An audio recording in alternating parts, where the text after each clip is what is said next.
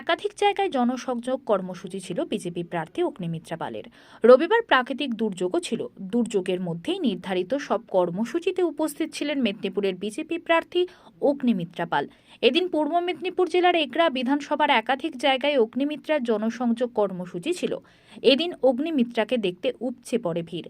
পাশাপাশি দিনভর এগরা 1 নম্বর ব্লকের ঋষি বঙ্কিমচন্দ্র গ্রাম পঞ্চায়েতের পুরুন্দা, ভাটশালিয়া, বাগমারি বাজার, গোপীনাথপুর, চাটলা, জুমকি, সাহারা, কসবাগোলা, চোরপালিয়া পর্যন্ত প্রায় 30 কিলোমিটার হুটখোলা গাড়িতে রোড শো করলেন বিজেপি প্রার্থী অগ্নিমিত্রা পাল।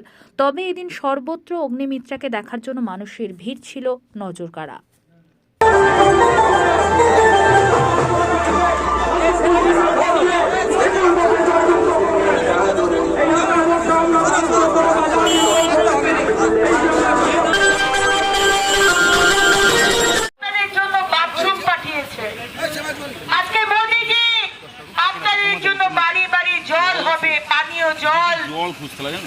টাকা পাঠিয়েছেন।